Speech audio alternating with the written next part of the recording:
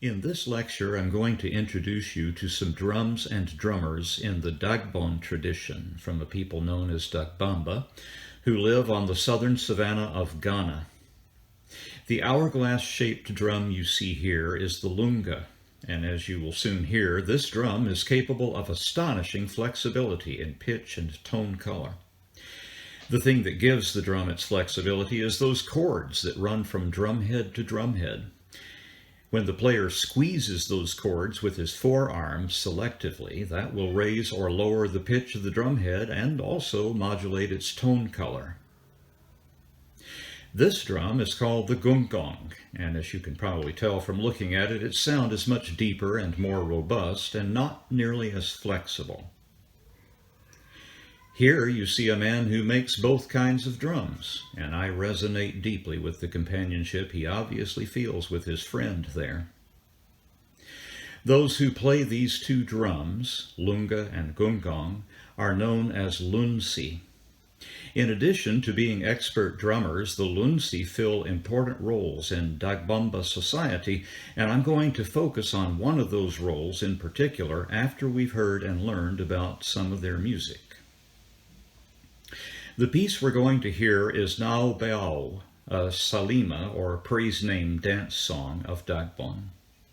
The title, which is spelled much differently from how I understand it is to be pronounced, means ferocious wild bull, and the eponymous wild bull was a king of Dagbon, Naa Bao, who reigned during the late 1800s.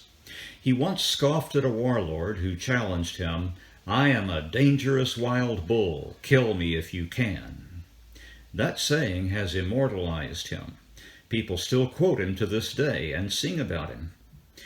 In this performance, just an excerpt from a field recording, we will hear 4 Lunsi, 2 of them playing the higher-pitched lunga and 2 playing the deeper voice gungong. The singer has a magnificent voice and a very intense vibrato.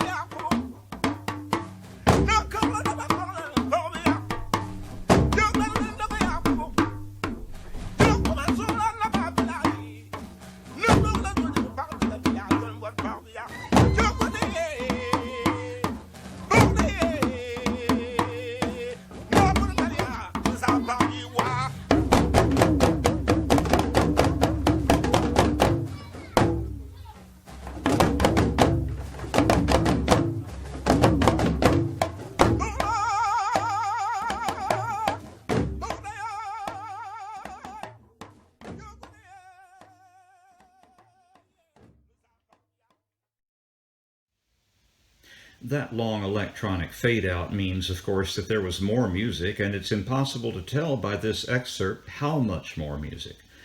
But we heard enough music for us to get a good sense of how the piece is laid out formally. There's a drummed introduction in 3 parts, actually a little more complicated than that, then a sung verse, then a drummed refrain, and that verse-refrain pairing continues until the fade-out during verse 3. Presumably that pattern holds indefinitely.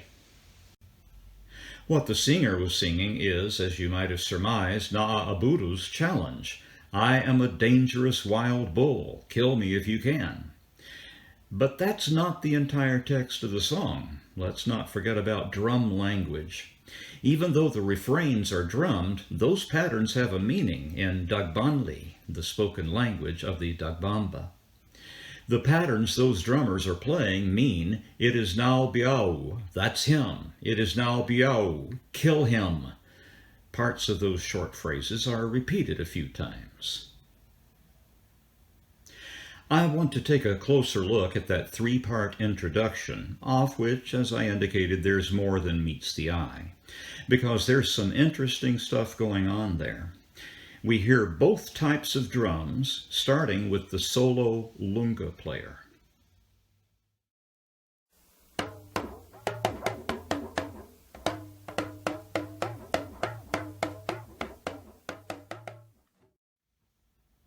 Could you tell that he was squeezing those chords with his forearm as he played?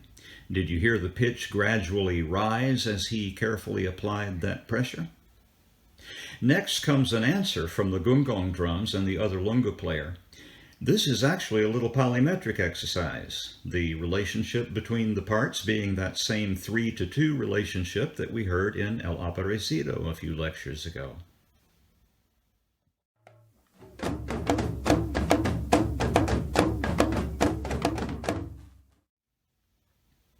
The third, apparently introductory gesture is actually the drummed refrain that I talked about earlier. But here I'm considering it a part of the introduction because its meaning doesn't actually come into focus until after we've heard a sung verse.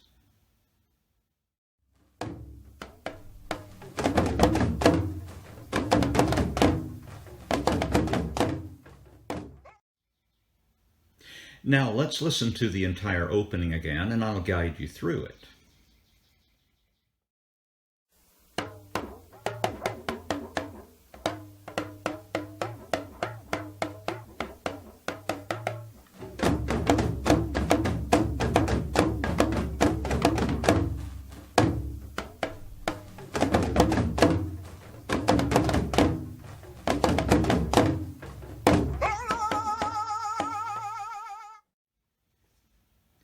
Now I want to shift the focus to the obvious rhythmic complexity that we were hearing during the verses.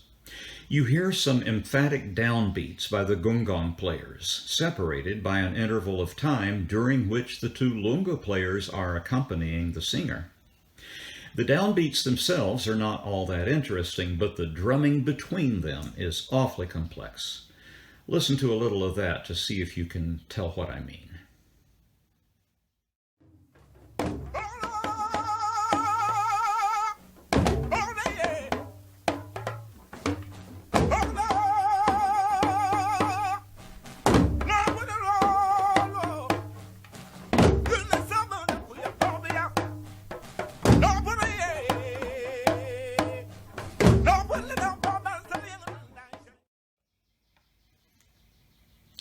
I don't know quite what to say about that.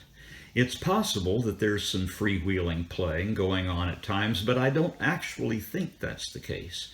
I think what you're hearing is two drummers with a very clear rhythmic role to play, with their drummed patterns likely representing more short phrases in the spoken language having to do with a bull or a warlord or something like that, and those patterns would, in all likelihood, fit at least 2 different meters.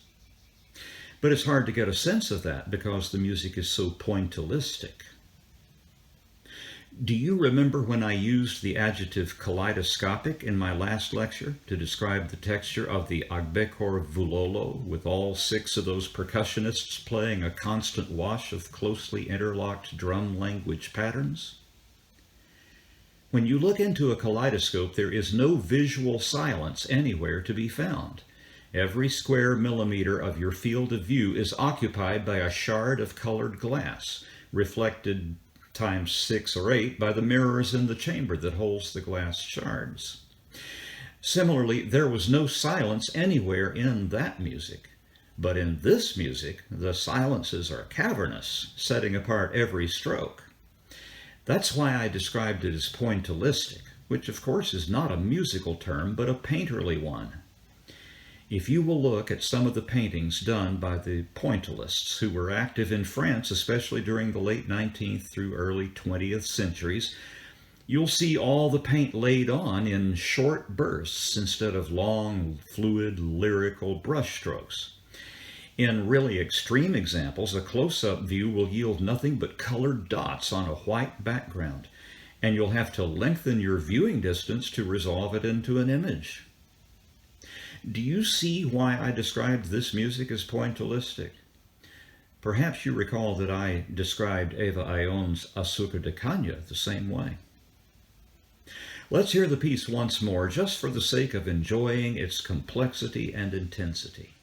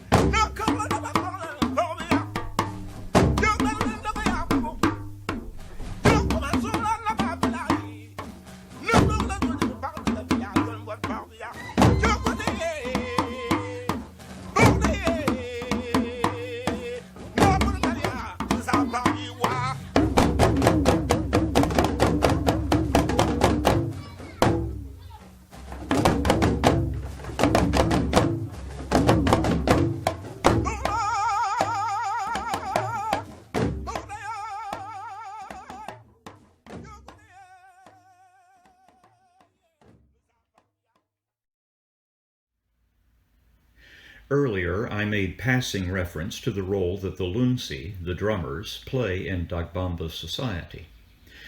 I want to return to this theme briefly because that role includes several vital components, one of which I want to examine closely.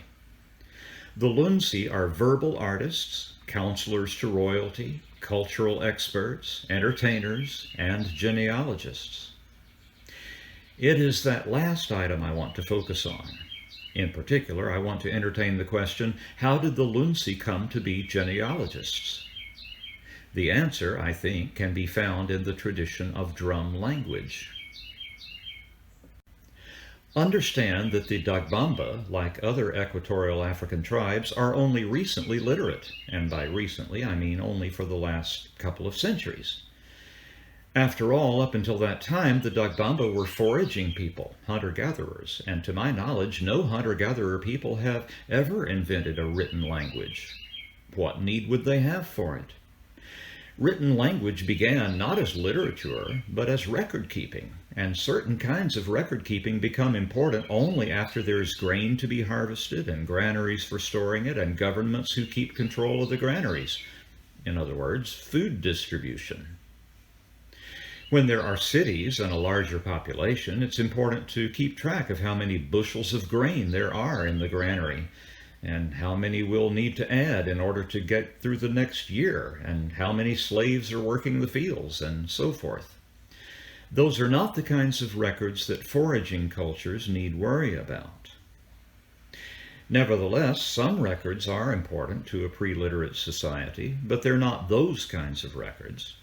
Moreover, they are the kinds of records that can be passed on orally, provided they're rehearsed and checked constantly, and you really can't do that with bushels of grain in a granary. This is where drum language and genealogy meet. Genealogy is important to any society. When someone dies and leaves an inheritance, it's important to know how to distribute that inheritance fairly. The only way to assure that is for someone or some designated group of people to memorize those genealogies so that a record of exact degree of relatedness is available. In a culture that has no written language, those records must be stored in memory. Memory is notoriously unreliable, and many examples could be marshaled from all of our lives to demonstrate that fact. So how does one assure the accuracy of memorized genealogies? Well, here's how. Designate a particular group of people to be responsible for that information. Charge those people with the task of gathering as a group and reciting those genealogies on a regular basis, say every 3 days. Those are the people who will not only commit the genealogies to memory, but who will check each other's memory during the recitation. Choose the people who have the best mnemonic device ready to hand. Trust that memory work to them.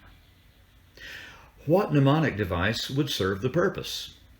Well, if you live in a culture with a drum language tradition, what could possibly better serve that purpose than a drum? Imagine sitting with a group of your fellow Lunsi, all reciting the tribe's genealogy either serially or simultaneously while tapping out those names on a sensitive drum capable of a close approximation of the syllables that are being formed by your mouth and vocal apparatus. In a sense, you'd be getting that stored into your memory in 2 ways, both in your mind and in your fingertips. Can you imagine a better way of doing it? Now I want to introduce you to the Mbira, the so-called African thumb piano. This is an instrument that takes many forms and can be found across the entirety of sub-Saharan Africa. Some take the form of a lightweight, resonant wooden box, which is also a serviceable description of a guitar or violin. Some are made of planks. In the case of those extremes, the sound can be quite different. The thing they all have in common is springy tines. You can call them keys if you like, attached to a sort of axle and arranged in a chevron pattern. You see that in the examples I'm showing you here. Nowadays, those tines are made of spring steel. Traditionally, they were made of bamboo, which is also springy. The chevron arrangement places the instrument's lowest notes at the center of the instrument and also closer to the player's body, given the way the instrument is held, with the higher notes outward in both directions. The keys are depressed and released by the thumbs, hence thumb piano. Some of the instruments include additional sound sources, namely those bottle caps that are loosely attached by means of nails or screws.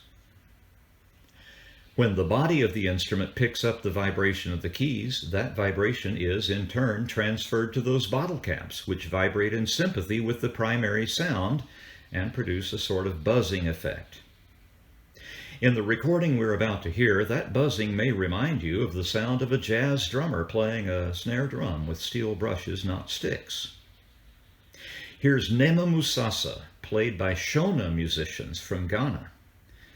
There are 2 Mbira players who are later joined by a 3rd player who is playing a pair of rattles known as hosho.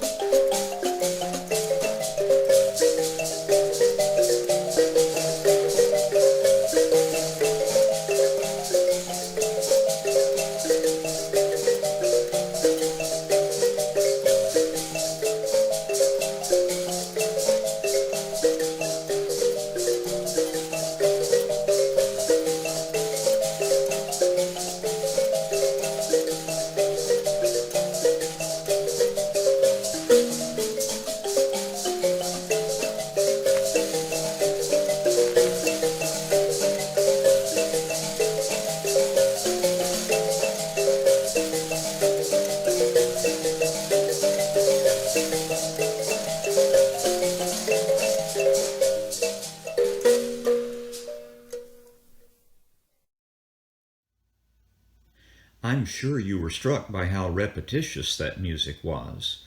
Perhaps you also noticed that it had a cumulative quality, almost like erecting a building from the ground up.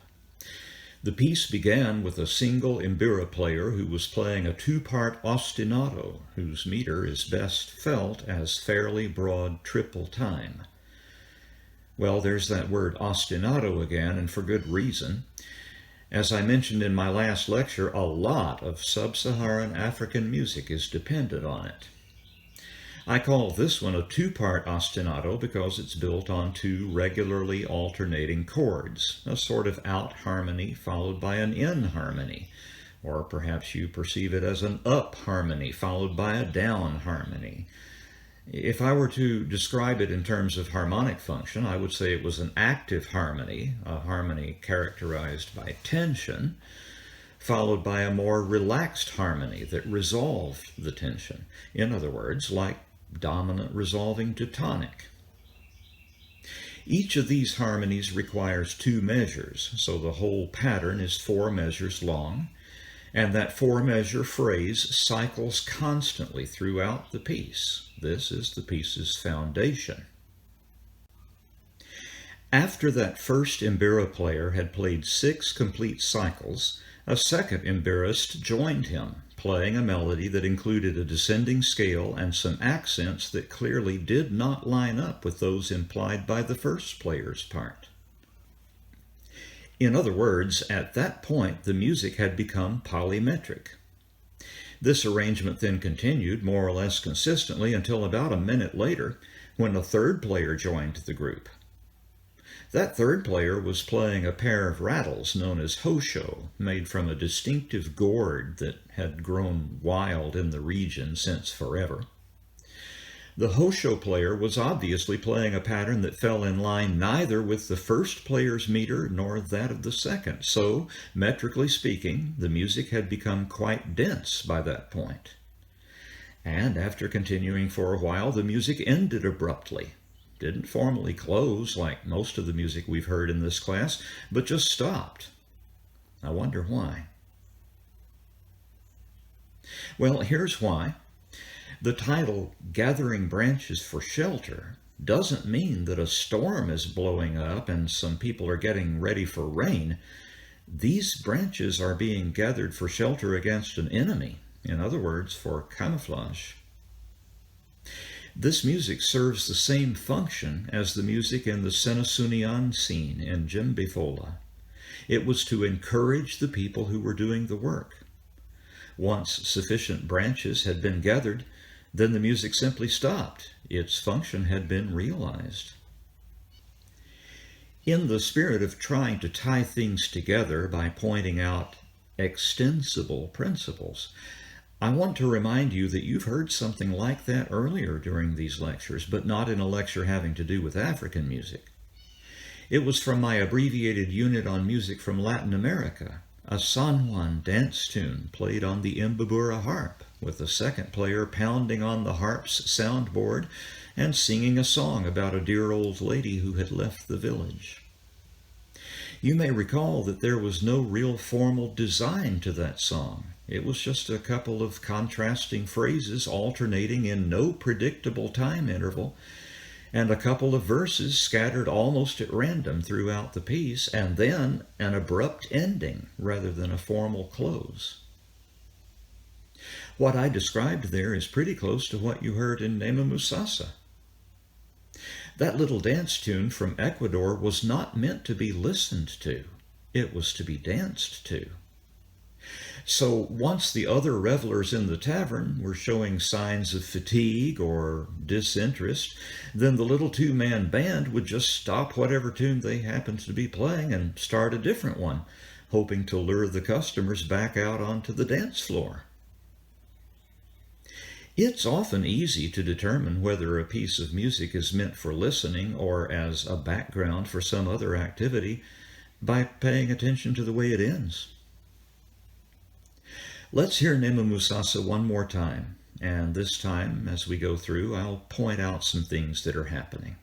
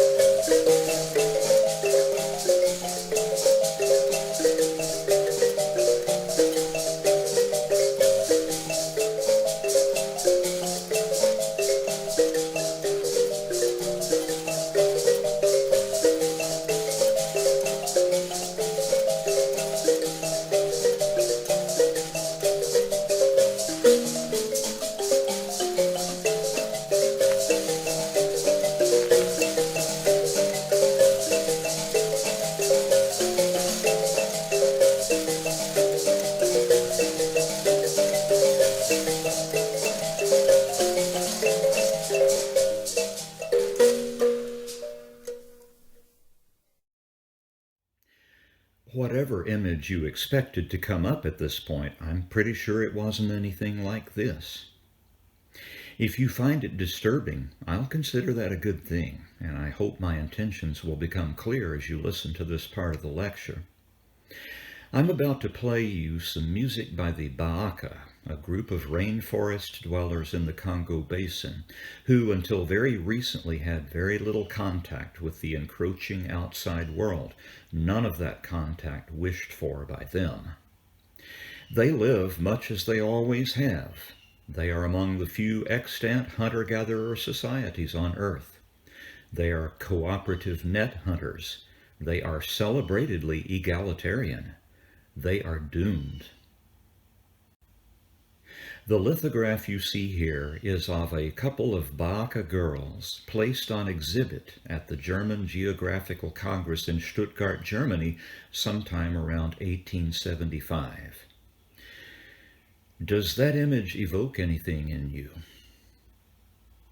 Try to understand that neither the lithographer who made the art nor the attendees gathered to gawk at that exhibit saw anything wrong with what they were doing. As people go, I imagine there was about the same proportion of decent folk and real scoundrels among them then as now. But almost 150 years later, we do surely recognize something deeply disturbing, if not awful, about this, don't we? And why is it that we can see it, but they couldn't have? That's worth a lot of thought, and I hope you'll devote some to it. It's a mistake to take your culture for granted, to take its morality for granted, to take its wisdom for granted. Don't you find yourself thinking that the organizers of that Congress and those who attended it, dressed in their finery and adorned with their bourgeois good manners, should have questioned all that? Well, what about your own culture? How sure are you that your culture has arrived at the best way of being and of behaving? That 18th century culture surely could have used some introspection, but what about yours? That's the guiding thought that I'm going to leave you with as we finish this unasked-for experiment in distance learning. It may be the most important thought that I can plant in your mind. I mentioned in passing that the egalitarianism of the Baaka is celebrated. It is something that anthropologists have long remarked on, and before I introduce you to their music, I need to lay some groundwork. You've heard me allude to the profound difference in worldview between foraging cultures and agricultural ones, beginning with the most fundamental thing of all, our relationship to the planet we live on. For foragers, whose food is grown by the earth generally comes to be regarded as a great and benevolent mother who feeds them. For agriculturalists, and later for industrialists, which is an inevitable extension of agriculture, the earth is a resource to be tamed, manipulated, used, and consumed.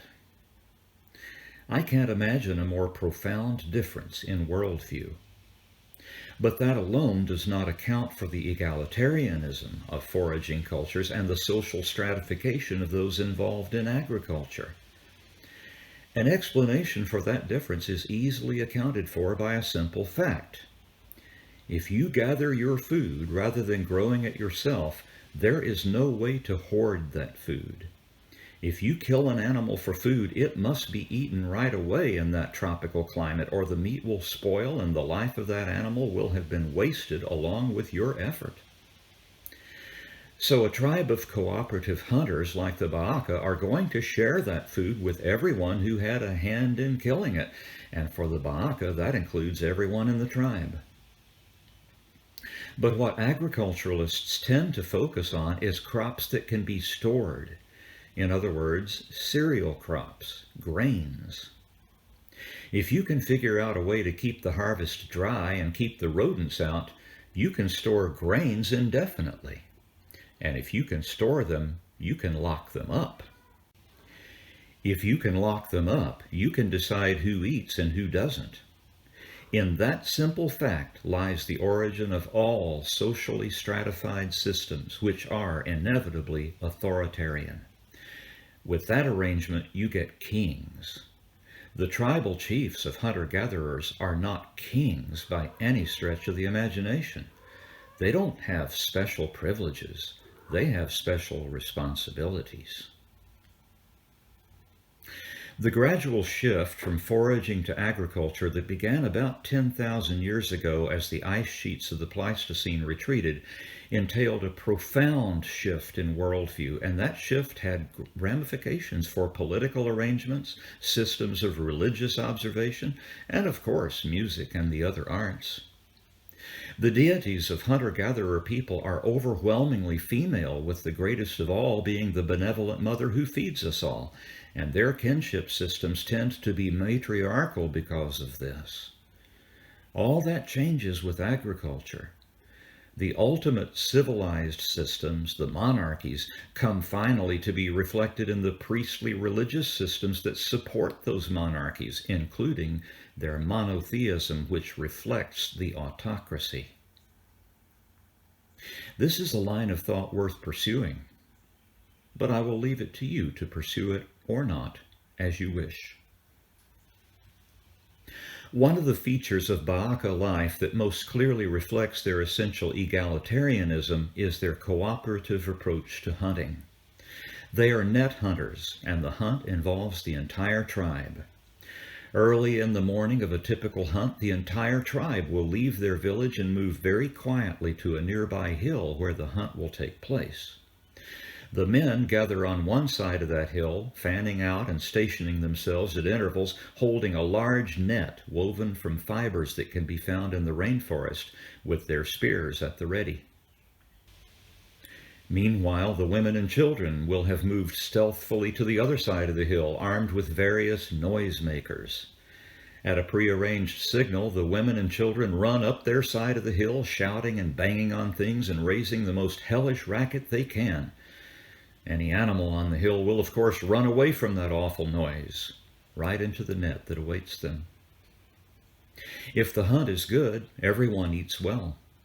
If it's a little skinny, well, everyone eats, with the expectation that tomorrow, when they hunt on a different hill, the hunt will be more bountiful and they'll be better fed. That's basically it.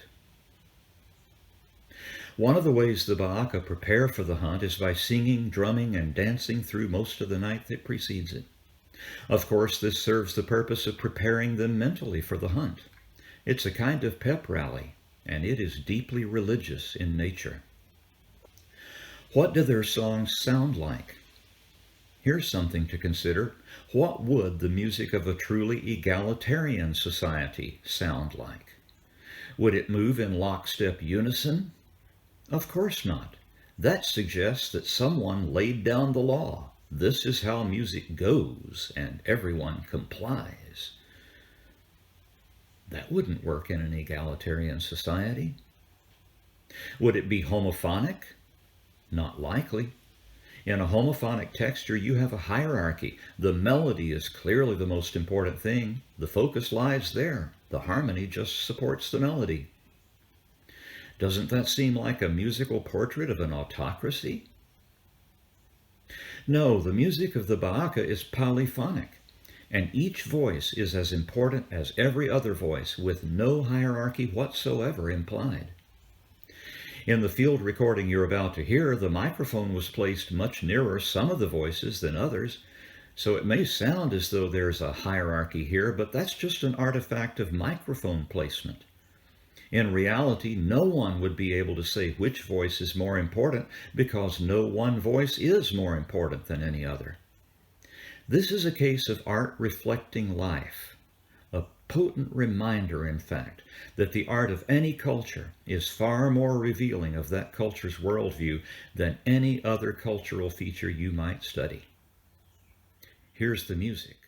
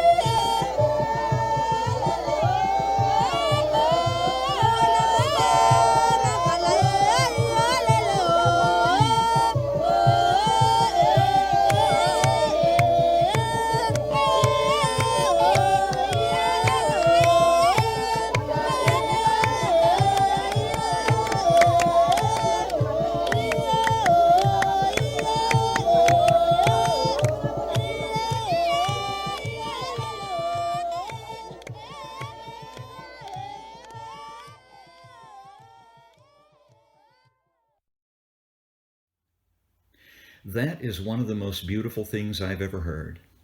I wish I had an hour's worth of that recording instead of the few seconds I do have. I think I would never stop listening to it. How I wish we had had for the past 6 weeks the classroom time together that we enjoyed at the beginning of this strangest of all possible semesters. Africa is something I'd most have loved talking about. No matter where your immediate forebears hail from, Africa is ultimately our home twice over. Twice over because not only did our species evolve there about 250,000 years ago, finding their way to other continents only gradually, our species survived a near wipeout by the eruption of Mount Toba in Indonesia about 65,000 years ago, only because some of the people who had never left Africa in the first place managed to survive the global famine that eruption set in motion. Understand that I'm not talking here about those biblical famines that involve agriculture. That was far in the future. I'm talking about a collapsing food web. That happened, and it was Africans who survived it. It seems to me that we should have warm feelings for Africa, as for a mother. But that is not how Africa has been viewed by outsiders, is it? It's been exploited almost to death by economic and military powers far away. Its people have been kidnapped and shipped across the ocean and sold as slaves. And what is happening this very day in many, many regions of Africa is tragedy with a really human face. Why, you may ask, do I bring up these doleful thoughts? Above all, why would I choose to close this strange semester with such thoughts? As poet William Butler Yeats observed, education is not a pail to be filled, but a fire to be lit. I know that some of you would have preferred that I merely fill the pail, feeding you with tidbits of information that could be easily puked back up on a quiz for points toward a grade. But that's not education, and I know it, and I think maybe you know it. What I've been trying to do here is light a fire. I can see that for some of you it's worked, and I'm grateful for that. It may take a few more years for others among you to get it. I do think that the drastic change of life that this epidemic has forced on all of us might be the occasion for some ways of thinking that are different from what you've known in the past, and I dare to hope that a better future, both for you and for the whole suffering family of humanity, might thereby be forged. Good luck to all of you, and Godspeed.